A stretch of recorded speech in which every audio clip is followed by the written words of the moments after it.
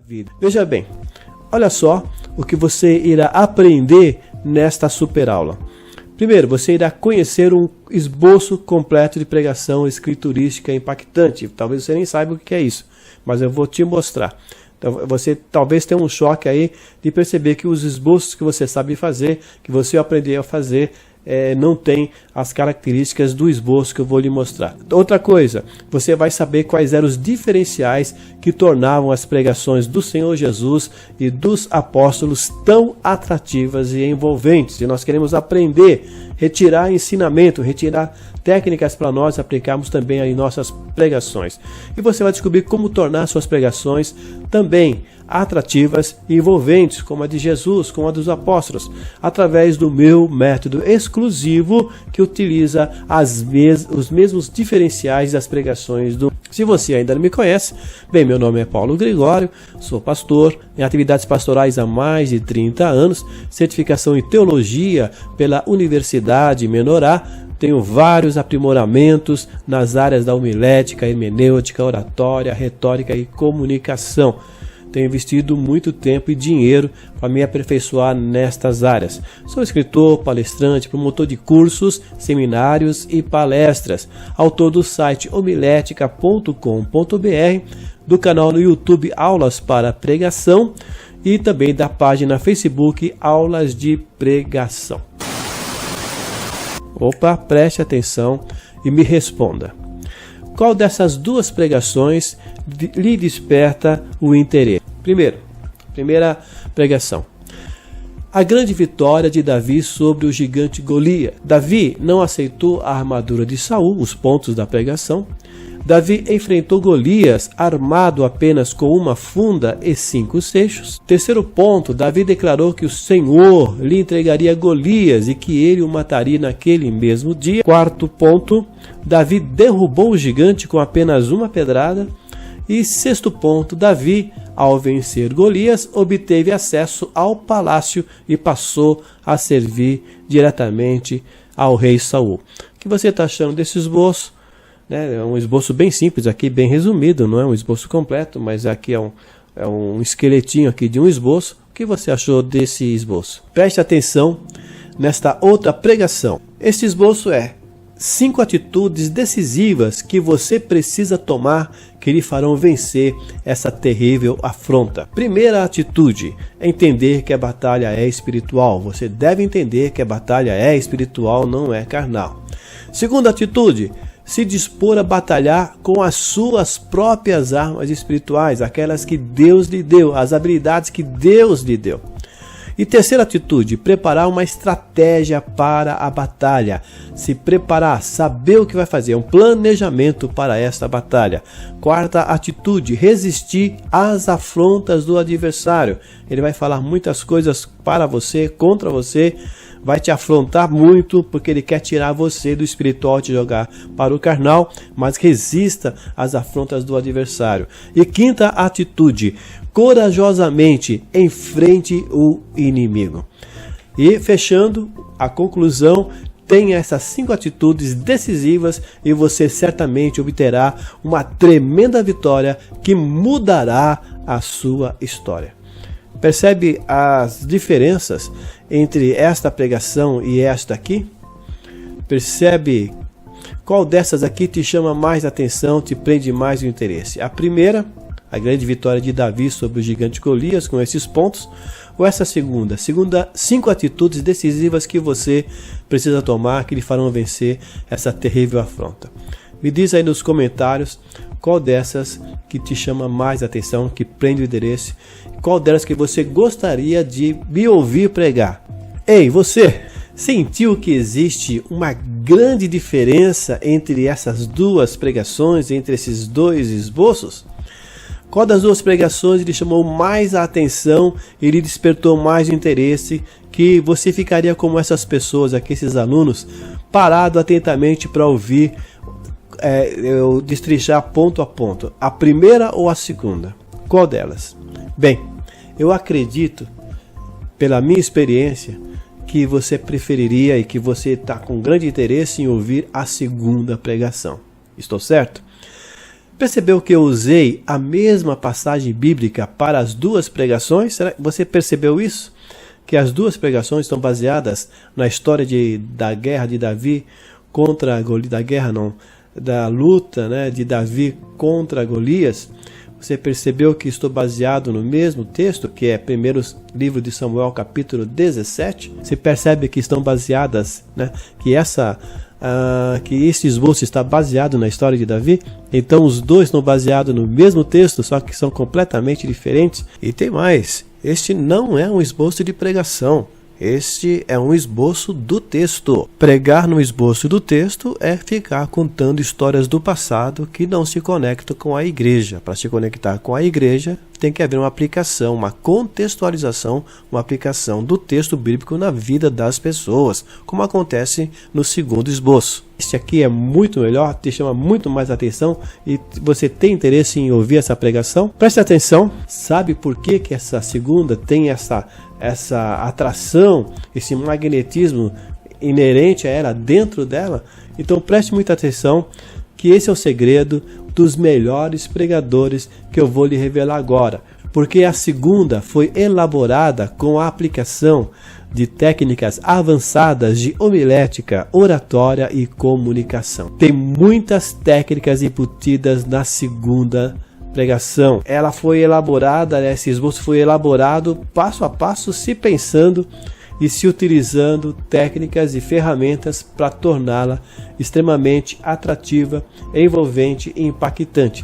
Ela foi feita realmente para chamar a atenção, para prender a atenção e para impactar a vida da pessoa que estiver me ouvindo com essa mensagem, com a aplicação que eu vou fazer, principalmente no final, uma aplicação forte na vida dela. Então tem muita técnica embutida nesta pregação, neste esboço. Mas sabe quanto tempo que eu demorei para montar esse esboço? Menos de 30 minutos. É claro, evidentemente, que isso é devido à minha experiência de mais de 30 anos pregando. É uma longa estrada. E também do conhecimento que eu tenho do texto. E pela habilidade que eu adquiri na elaboração de esboços completos, com os elementos de atração, envolvimento e impacto. Eu pratiquei tanto que agora eu faço isso automaticamente. Praticamente eu não preciso pensar.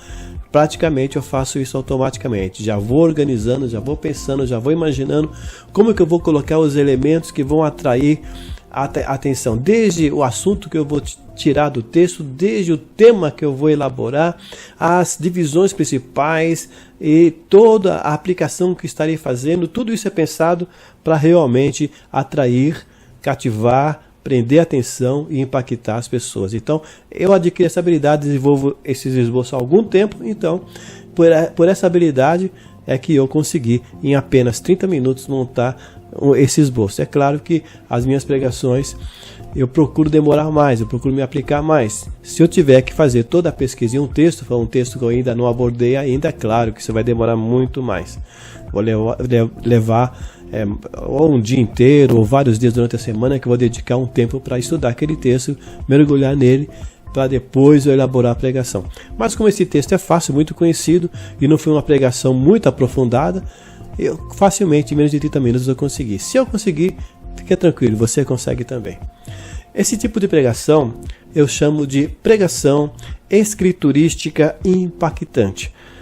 A pregação, ou seja, a ministração da palavra de Deus é escriturística, porque a palavra de Deus é entregue como ela é baseada na palavra de Deus realmente, e é impactante porque ela é elaborada para impactar, para marcar a memória, a mente, o coração das pessoas, para envolvê-las com a pregação e que elas saiam do culto com aquela pregação queimando em seus corações. Eu não pregava assim, mas mesmo orando, buscando a Deus, e depois que eu procurei me aprimorar, fiz um curso de teologia e aprendi a montar esboços, eu não pregava dessa maneira. Eu precisei estudar muito e investir muito para aprender a pregar com esses elementos de atração, envolvimento e impacto. Descobri que não basta apenas saber montar esboços. É necessário também tornar sua mensagem clara, objetiva, atraente, envolvente e impactante. São elementos, características que você tem que colocar na sua pregação, que você precisa habilidade de já estar pensando nesses elementos e como encaixá-los na pregação e como moldar a sua pregação de tal maneira que ela contenha essas características. Sabe como que mudei as minhas pregações? Aprendendo as técnicas e aplicando as ferramentas que tornam as pregações atraentes, compreensíveis e impactantes. E aí, sabe o que mais? Você pode, da mesma maneira, transformar as suas pregações em mensagens escriturísticas atraentes e impactantes. Basta aprender comigo essas técnicas e ferramentas e aplicá-las em suas pregações. Veja o que mais posso fazer naquele esboço, na verdade, o que eu fiz naquele esboço de 1 Samuel 17, para tornar minha pregação ainda mais magnética, envolvente e marcante. Eu vou falar mais detalhadamente sobre ela, uma análise mais detalhada daqui a pouco, tá? Hoje agora vou te dar só um relance de como ficou o esboço. Vamos lá. O segredo para você vencer qualquer desafio, 1 Samuel 17. Em nossa caminhada terrena, enfrentamos alguns desafios, alguns que são verdadeiras afrontas do inimigo, levantes para tentar nos deter. O que você deve fazer diante dessas guerras desiguais, em que o inimigo aparentemente é invencível? Nesse relato da vitória de Davi contra Golias, você aprende 5 atitudes decisivas que você precisa tomar que lhe farão vencer essa terrível afronta. Eu estou lendo agora, mas é claro que na pregação no púlpito eu não vou ler, eu vou estar explanando cada um desses pontos. E cada um desses pontos aqui fazem parte da introdução, uma introdução preparada para ser magnética e atraente. Desde o título, que é chamativo, que já chama a atenção da pessoa que eu quero conversar com ela através da pregação. Então ela é construída para ter já desde o início das minhas primeiras palavras chamar a atenção e prender a atenção da audiência, da igreja que estará me ouvindo, das pessoas que estarão me ouvindo. A primeira atitude, bem, aqui eu já anunciei o tema, né? 5 atitudes decisivas que você precisa tomar que lhe farão vencer essa terrível afronta. A primeira atitude, entenda que essa batalha é espiritual. Você não irá vencer através dos seus recursos humanos, por isso analise-a do ponto de vista espiritual. Segunda atitude, se dispõe a batalhar com as suas próprias armas espirituais. Saber que Deus já lhe preparou para esta batalha, se desfaça de toda ajuda inútil e saiba que vencerá com aquilo que Deus já lhe habilitou. Terceira atitude, prepare uma estratégia para a batalha. A vitória virá espiritualmente, mas não lhe isenta de planejar a sua estratégia de guerra. Por isso, você deve planejar cada ação nessa batalha, para estar preparado para qualquer ação do inimigo. Quarta atitude, resista às afrontas do adversário. O adversário tentará lhe intimidar e fazer você desistir através de palavras ofensivas e humilhantes. Declare sua fé em Deus, que é quem lhe dará a vitória. E quinta atitude, corajosamente enfrente o inimigo. Não fique esperando o inimigo lhe atacar, mas corra ao encontro dele. Vá totalmente preparado, sabendo exatamente o que irá fazer e como fazer. E depois, na conclusão, claro que eu apenas li aqui, mas durante a pregação vou estar explanando cada ponto e cada subponto desse, cada divisão e cada subdivisão, e depois na conclusão eu fecho a minha pregação e pode perceber, tem um detalhe muito importante nela. Entendeu qual é o segredo para você vencer esse grande desafio que está lhe afrontando todo dia? O segredo é você tomar essas 5 atitudes decisivas e certamente obterá uma tremenda vitória contra esse afrontoso inimigo. Essa vitória abrirá novas oportunidades para você, lhe alçará a patamares mais elevados, para um novo status espiritual, lhe capacitando para vencer qualquer desafio.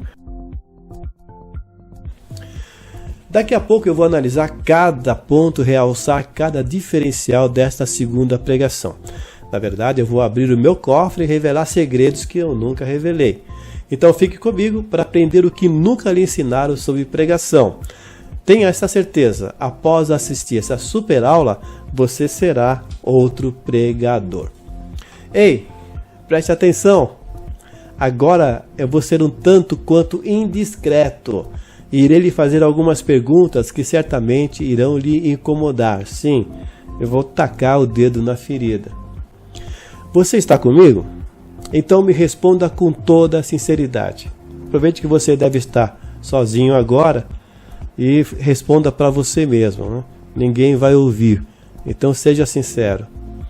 As suas pregações são inéditas, ou seja, você nunca repete pregação? Você nunca utiliza esboços de terceiros? Você tem facilidade de encontrar assuntos e temas a partir do texto bíblico?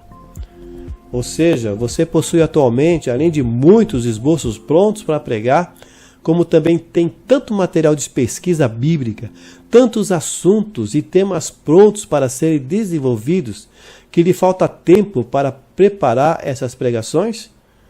Você surpreende a igreja explorando novos textos bíblicos? Ou você surpreende a igreja mesmo pregando em textos comuns? Ou seja, mesmo você pregando ali na passagem do cego de Jericó, você vai conseguir trazer para a igreja uma mensagem nova, inédita, surpreendente?